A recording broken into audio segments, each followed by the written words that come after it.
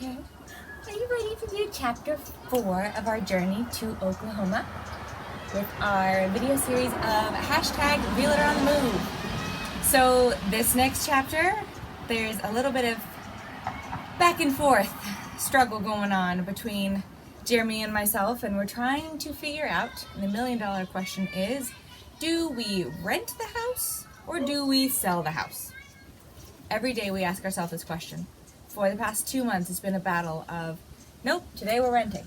Nope, today we're totally selling. No, it doesn't make sense to rent. No, it only makes sense to sell it.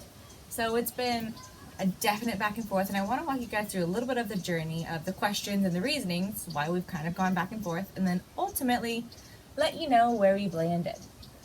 So, we have a house here in Eagle River. It is a single family, 4-bed, 2-bath, and we sit on a 1/4 acre here in Eagle River. We've put a lot of money into it to make it what it is. When we initially bought it, it was absolutely a flip house. The carpet was disgusting. You'd walk on it and your feet would crunch and get stuck. The banister was like a hideous blocky white 70s. So we ripped out the banister, we renovated all the paint. The deck was rotting and falling off the house, so we had the whole deck and stairs replaced. The exterior used to be a dark blue or light blue with dark blue trim, so we repainted all of the exterior. The roof was over, I can't even remember, like 32 years old. And so we replaced the roof.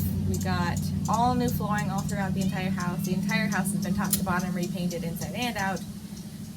So lots and lots of stuff has gone into this house. So we never intended to sell this house when we initially bought it. It was meant to be an investment property. We were going to rent it out, go to wherever our next duty station would be, and hang on to it, just like we do with our single family in Oklahoma, which we're having to move back into. So for the longest time, it was, nope, it makes sense to hang on to it. We're going to keep it. We're going to keep it. We're going to keep it. We'll just rent it out. Well, bring in the market of 2020, and as most of you know, it's insane. The market up here is crazy. So it begs the question, does it make sense to sell now? We could possibly recoup the money that we put into the house and sell it for a higher price than we would have thought we would have been able to a year ago or 2 years ago.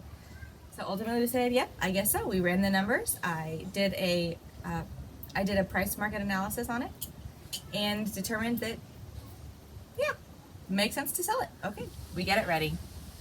We're about probably a month out from when we're wanting to put it on the market, and a couple of life things shift, and we realized that we might be back up here sooner than we expected, so we need a place to land afterwards.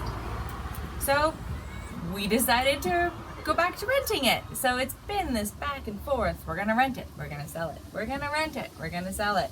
We've landed on renting. We're going to rent the house. We're going to keep it. We're gonna hang on to it. We put a lot of money into it.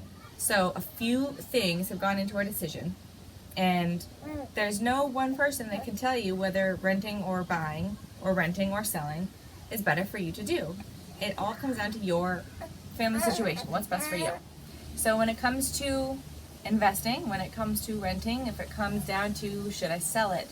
Should I keep it? Should I rent it? Should I buy a house? Should I rent a house? There's no one size fits all answer. It really will come down to several factors that are specific to your family. So talk things out. Take the time to go through all the motions. Set on one answer and then go through all the facts and figures to see if that ultimately does make sense or not. For us, we thought it did, and then it didn't. And then for a time it did, and then something changed and it didn't. So things will always change. So just be flexible. It's a big decision, regardless of which way you go. So you want to make sure that you're making the right decision for your circumstance. So I wanted to leave you guys with a few resources if you're in a similar situation and you want to either rent your current home or you have a rental property, and offer a few pieces of advice that have definitely helped us along the way with our rental properties. And this one is the Book of Managing Rental Properties, and it is by Bigger Pockets. For anyone that doesn't know, Bigger Pockets is a website online. I'll drop the link in the comments below for you guys to go check it out. It's a great resource for landlords. Spreadsheets on there where you can run numbers and facts and figures. There is a rental calculator to figure out where your average rent should be depending on what output you want to get. This book talks about what goes into pricing your property to make sure that you're not only covering your mortgage, You also want to cover your overhead costs. You want to account for the changes that you want to put back into and repair costs that are going to go back into your investment.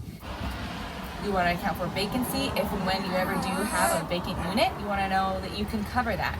And ultimately, you want to make sure that after all said and done, you're making money. You don't want to be upside down, otherwise it's not a good investment. It's a very easy read. It's a great resource if this is your first time managing your own rental property. So I would love to give away one of these books to somebody who's interested. So in order to enter with the drawing to win, please drop your name in the comments and say, hey, I'm interested, and you will be entered into the drawing, and I will pick somebody from that and be able to mail it directly to you as a gift. I would love for more people to have the information out there to be good landlords and further invest in their investments. He's getting a little toasty, so I'm going to wrap this up.